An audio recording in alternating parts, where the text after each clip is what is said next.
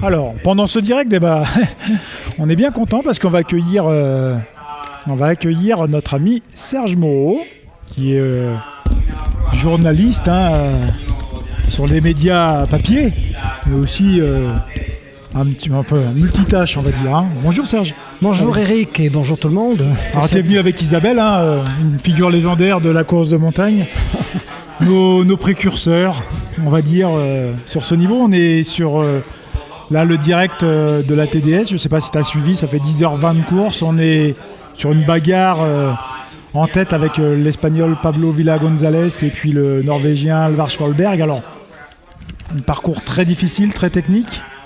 Ça te fait envie ou En tout cas, je suis admiratif parce que c'est vrai que courir sur le parcours de la TDS que l'on connaît, avec Isabelle pour l'avoir reconnu par tronçon, c'est vraiment les trailers techniques. Par rapport à l'UTMB, on a une approche plus technique de la course. Donc vraiment très très admiratif d'être capable de tenir ces rythmes aujourd'hui. Sur l'Ultra Trail, on a véritablement, bien sûr sur l'UTMB, mais aussi sur la TDS quand on voit les coureurs de tête, aujourd'hui des vrais athlètes qui sont capables d'être des acrobates, puissants en montée, agiles en descente, avec la gestion de leur énergie, la gestion des temps de repos, avec toute une logistique à mettre en place aujourd'hui autour de la course même pour pouvoir gagner. C'est pas simple et c'est vraiment une discipline qui aujourd'hui demande beaucoup de travail en amont avec une équipe, avec un team. Oui, tout à fait. On voit quand même les allures depuis tout à l'heure, c'est-à-dire ils ont à pratiquement 6000 mètres de dénivelé réalisés. On a passé la mi-course, on va dire, il en reste quand même pas mal de chemin. Ils sont pratiquement à 9 km/h avec ce dénivelé-là. C'est quand même assez impressionnant, la moyenne. Et c'est un message qu'on peut d'ailleurs faire passer à tous les marathoniens, à tous les coureurs sur route qui pourraient nous écouter et qui parfois, jadis, ont été un peu critiques par rapport à ces allures-là. C'est vrai que courir au plat sur la route à 9 km/h, c'est rien. Dès qu'on est sur un sentier, qu'on monte, qu'on descend, qu'on a évité des cailloux et les heures durant, c'est très impressionnant. On fait référence à François Daen qui, sur l'échappée belle la semaine dernière, a réalisé des 4, 5, 6 km/h. On peut penser que c'est pas vite, mais quand on est derrière lui sur les cailloux, on le suit pas tout simplement. On a visuellement l'impression que ça va pas vite, mais quand on est sur le terrain, c'est exceptionnel. Donc les kilomètres-heure sont vraiment aujourd'hui, c'est plus le même référentiel, c'est vraiment plus le même référentiel. Il faut ajouter 2 paramètres importants, technicité du sentier et kilomètres monter et descendre. Et là, on a un vrai visu et surtout technicité du sentier. Oui, il faut être capable ici, comme on voit, de pouvoir relancer. Par exemple, là, on est dans la descente qui va aller à Beaufort. Donc, très très longue descente. Et je l'évoquais tout à l'heure, on peut gagner un ultra en montée, on peut le perdre en descente. Oui, alors non, il faut savoir relancer, mais il faut savoir aussi gérer son capital énergie. Ce qui est fantastique sur l'Ultra Trail, c'est justement ces scénarios à rebondissement. On l'a vu l'an dernier avec Zach qui a craqué, Zach Miller qui a craqué à Champé. On a l'impression que le coureur est devant, on a l'impression qu'il va tenir et d'un coup tout s'effondre. Il faut avec tes coureurs comme sur un marathon, quand au 35e kilomètre on pense qu'on va battre son record et en 2 kilomètres c'est le trou noir, il n'y a plus rien, plus de force, plus de puissance et là c'est multiplié puisqu'il y a la capacité de résistance musculaire qui rentre en ligne de compte et pas seulement la fatigue générale. On peut avoir 2 quadrés qui s'enflamment en 10 minutes dans une descente et puis la course est terminée. Donc c'est une vraie connaissance de soi, c'est une vraie gestion de son effort.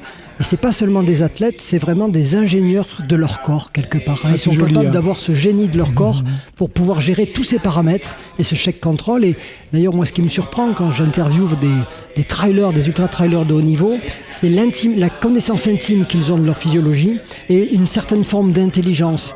C'est peut-être pas tous des bac+10, mais ils ont une vraie intelligence de la nature, d'eux-mêmes, de leur approche, et ils savent, pour les meilleurs, au cordeau, ce qui est bon pour eux, et savoir s'adapter en permanence. Et finalement, c'est le propre de l'homme que de savoir s'adapter. Donc l'ultra-trailer a vraiment optimisé ses ressources par rapport à un environnement, par rapport à son potentiel du moment, et cette gestion, c'est ce qui fait la force de la grande élite, que ce soit Xavier Thévenard ou François Daen, c'est cette capacité permanente à faire un check-up de ses propres paramètres du moment par rapport au contexte extérieur et à s'adapter. Une grande capacité d'adaptation. Ah ouais, on pense un peu aussi aux théories américaines sur l'intelligence multiple.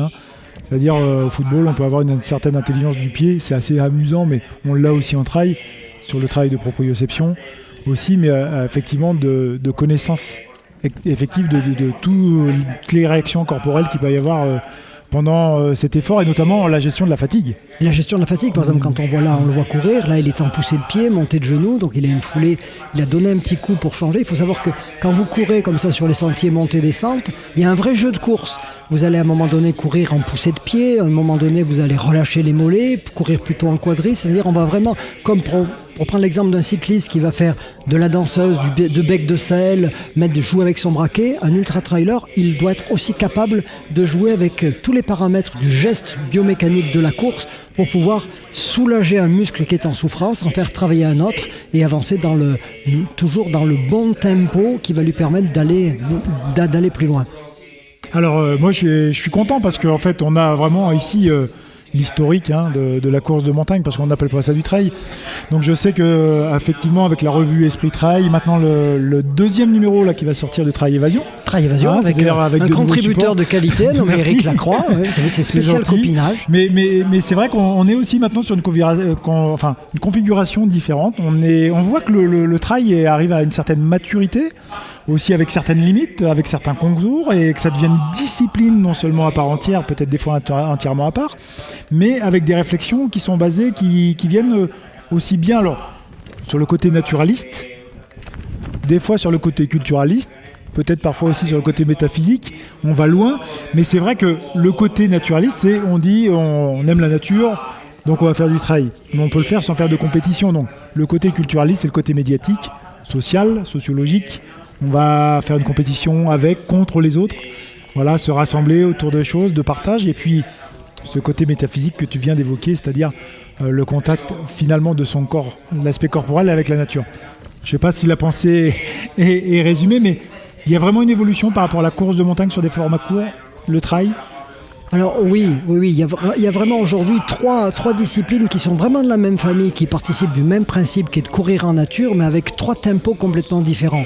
La course en montagne, et c'était Gilles Besser, un ancien grand trailer, vainqueur des Templiers, multiple vainqueur des Templiers, qui le disait, la course en montagne et le trail, d'un côté il y a une course romantique et de l'autre une course lactique. La course lactique, c'est la course en montagne. La course en montagne, c'est vraiment 1 heure et quart d'effort, où au bout de 5 minutes, tout est rouge et tout est brûlant dans le corps.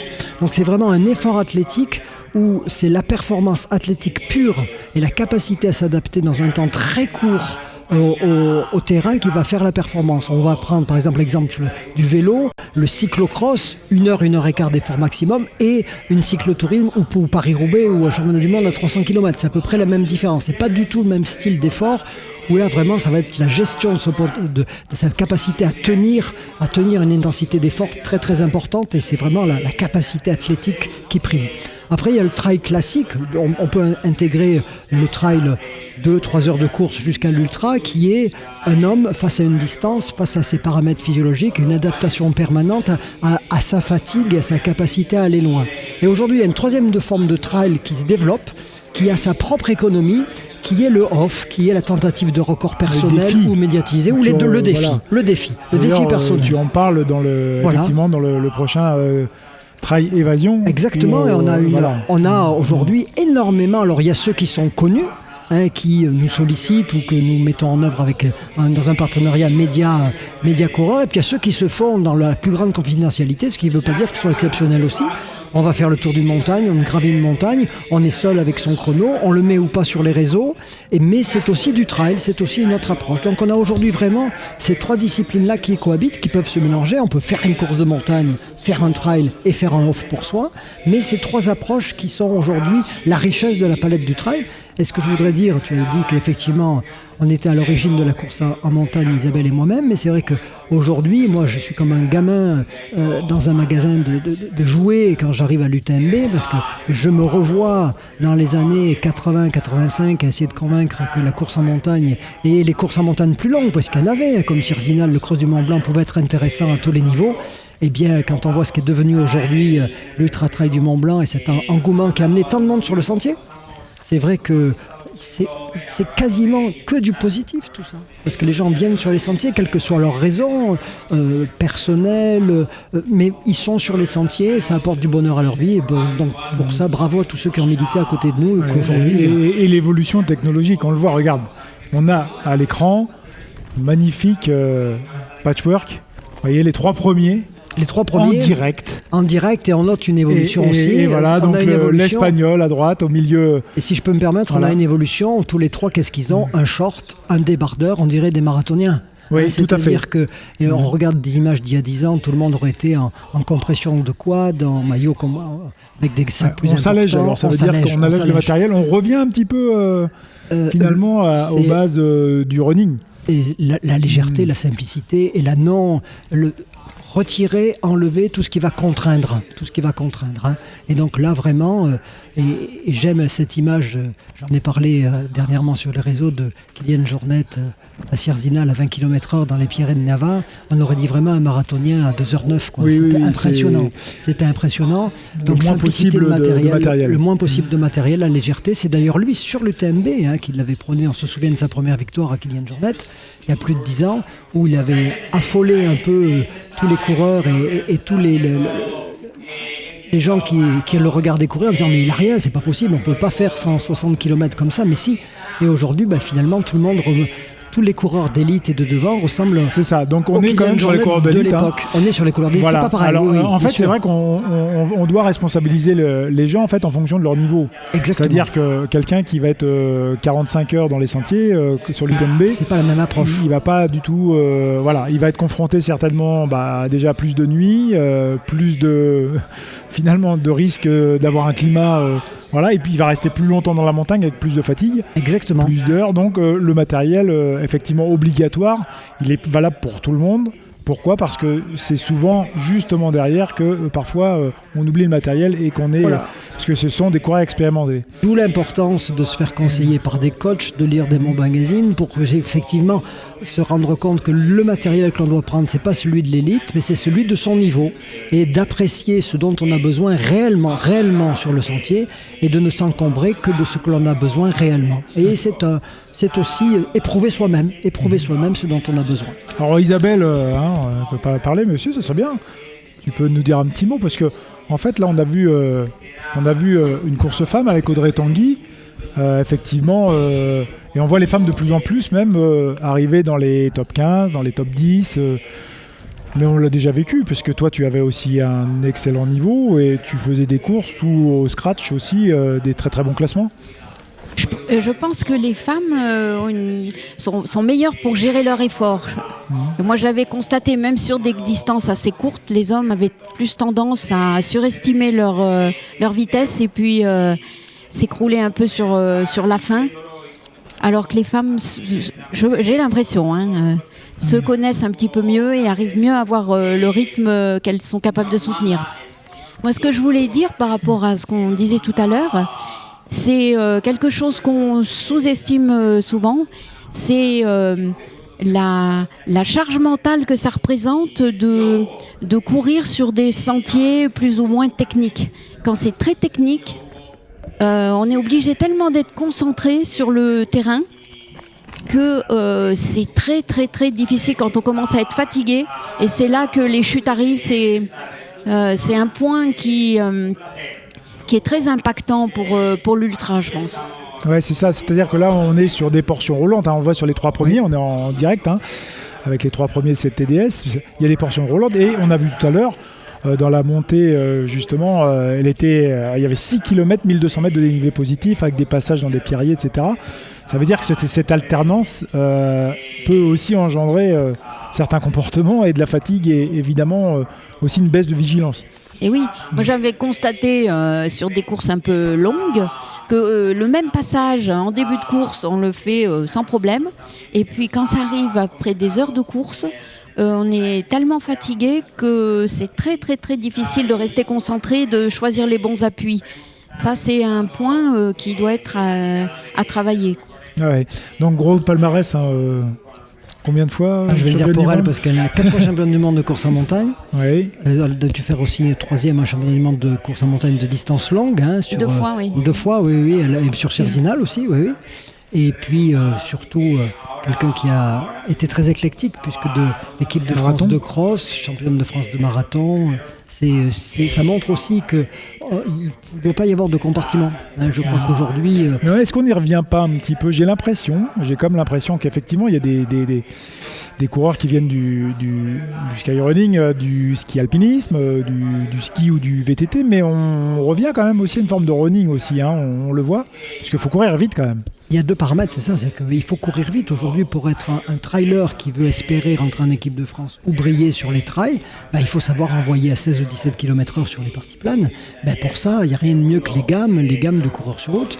Et puis comme il faut le dire aussi, une meilleure reconnaissance, une meilleure légitimité, une meilleure attention des partenaires, collectivités ou sponsors privés par rapport au trail, c'est vrai qu'il y a beaucoup de jeunes coureurs qui seraient des coureurs de 10 000 ou de semi-marathon qui se disent pourquoi pas. Et donc c'est vrai que ça favorise cette passerelle et cette capacité à aller, mais ça ne doit pas se faire au détriment de disciplines qui sont quand même magnifiques comme le 10 km, le marathon.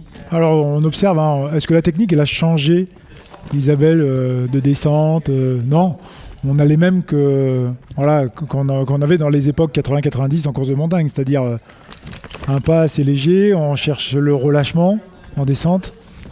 Voilà, trouver surtout les bons appuis pour pas que le pied parte en entorse ou en déséquilibre et la chute. Hein, là, on le voit bien. Là, ça n'a pas l'air technique, mais il faut quand même pas mettre les pieds n'importe où. Hein, là, ce que l'on voit, c'est surtout qu'il est en grand relâchement, il ne fait pas de grande foulée, il ne travaille pas sur les quadrilles, il est quand même en avant-plante, les épaules sont relâchées, les bras sont équilibrés et lui permettent de tenir bien le sentier. Donc on est plus dans une gestion et une quasi-récupération qu'une attaque. C'est ça. Donc ça veut dire qu'en descente, si on n'est pas relâché, que ça tape, on perd beaucoup d'énergie et on va cramper. Alors on peut se le permettre si c'est la dernière descente, si on était, pour ceux qui ont fait les anciens Templiers, au Roc Nantais avec l'arrivée en bas, donc on peut envoyer et prendre un risque. Mais là, avec tant de kilomètres derrière à faire et des remontées, il vaut beaucoup mieux être en gestion. Et même des coureurs comme François Daen, dans la descente, cherchent énormément à être relâché. Ça ne veut pas dire qu'il ne va pas vite, lui, mais il cherche vraiment à gérer et à ne jamais se mettre en difficulté musculaire. On voit le Russe qui essaye de recoller effectivement au peloton de tête, et les deux premiers, on voit l'Espagnol sur la droite ici, Pablo Villa, le Norvégien à gauche. Alors, dernière question, vous êtes venu sur l'événement donc pour couvrir médiatiquement du changement. Vous trouvez une belle évolution quand même ici sur cet Ultra Trail du Mont Blanc? C'est une évolution permanente qui va dans le bon sens, dans le sens où on essaye d'accueillir un nombre qui aujourd'hui a grandi mais a su rester limité sur des épreuves qui peu à peu trouvent leur légitimité, c'est-à-dire l'UTMB qui est la course principale laisse de la place quand même à la TDS ou à la CCC, le vainqueur de la TDS ou le vainqueur de la CCC, c'est quelque chose. Donc c'est pas à l'instar d'autres épreuves où le format long, prenons l'exemple des Templiers, quand on ne connaît que le vainqueur de la grande course des Templiers, on ne sait pas qui a gagné le marathon d'Écosse. Ici, le vainqueur de la TDS ou le vainqueur de la CCC, il a aussi de l'importance. C'est une course qu'il faut avoir gagnée, qu'on peut mettre à son palmarès, ce qui n'est pas un cas ailleurs. Donc l'UTMB a su faire cette diversification de son programme attractif pour tous les coureurs, et puis cette gestion si difficile pour un organisateur qui non pas de la gestion du coureur, mais la gestion de l'accompagnant, la gestion de tout ce qu'il y a autour, pour ne pas avoir cette sorte de grande cohorte de suiveurs, journalistes, accompagnants, spectateurs. Et donc cet effort pour que la montagne soit ouverte à tout le monde, mais dans quand même un plein respect, un gros travail sur les transports publics, une incitation à respecter les sentiers. Un gros travail sur les donc tout ça c'est vraiment très bien, mais ça peut être qu'un partage, c'est-à-dire il faut aussi que les accompagnants jouent le jeu. Et je regardais sur les réseaux sociaux où on voit beaucoup de gens qui se mettent en photo en allant en voiture pour essayer de suivre leur coureur, en étant heureux de le dire. Je crois que c'est bien pour le coureur, mais il y a un moment donné où c'est les limites du système, c'est-à-dire que si on a 10 000 coureurs dans la semaine UTMB et que chacun a 2 accompagnants, ça fait 10 à 20 000 voitures qui font une... Et là, on arrive dans autre chose. C'est ça. L'UTMB évolue bien, garde ses fondamentaux, et ça reste, il faut toujours le dire, la locomotive qui a tiré la discipline. Alors après, à chaque wagon, on s'organisait comme il le souhaite, mais s'il n'y avait pas la locomotive UTMB, on n'aurait pas ce mouvement qui, quand même, je le répéterai souvent, amène des gens sur le sentier, et qu'est-ce qu'on est bien sur le sentier. Oui, c'est ça, et puis une visée internationale. Isabelle, petit mot pour terminer. Oui, je voulais dire que on valorise toujours le dénivelé positif, mais le plus dur sur une course, c'est le dénivelé négatif. On le voit, hein. Et souvent, on ne cite que le dénivelé positif, alors que les coureurs redoutent beaucoup plus les descentes souvent que les montées. Ouais, c'est ça. Donc, tu étais une bonne descendeuse? Pas trop, Ouais, pas c'est trop, mais quand pour ça que tu nous dis que... mais pas seulement pour moi, parce que quand je lis les comptes rendus Ouais. des coureurs, là où ils souffrent le plus. T'arrives à tout lire? Pas tous, mais la plupart du temps, Ouais. là où ils souffrent le plus, c'est dans les descentes. Ouais, c'est ça. Ils ont hâte que ça remonte pour avoir le droit de marcher un peu. Extrêmement traumatisant. On rappelle la contraction excentrique du muscle. Et effectivement, si on n'est pas habitué, il faut s'entraîner à descendre. Hein, ça fait partie aussi de l'entraînement. Puis petit passage en ville. Je vais vous souhaiter un bon séjour sur les courses du TMB. Merci en tout cas. Merci à toi. D'être venu sur le plateau, parce qu'après on va avoir nos journalistes qui vont nous rejoindre, Clément Meunier, Martin Gaffuri. Je vous souhaite plein de bonnes choses. Et puis en tout cas, on va attendre avec impatience la deuxième édition du Trail Évasion, la deuxième... voilà. Début septembre, Ouais. et Esprit Trail 109 en kiosque avec l'UTMB autour du 10 ou 12, donc très très vite, et ça sera dès dimanche soir en maquette et chez l'imprimeur dans la semaine. Ah, super. En tout cas, merci Serge Moreau, Isabelle Guillot, plus de 30 ans, voire 40 ans de pratique. Hein, donc beaucoup d'expérience. Il faut aussi les écouter parce que c'est très important. Merci. Merci, à bientôt. À très bientôt. Merci.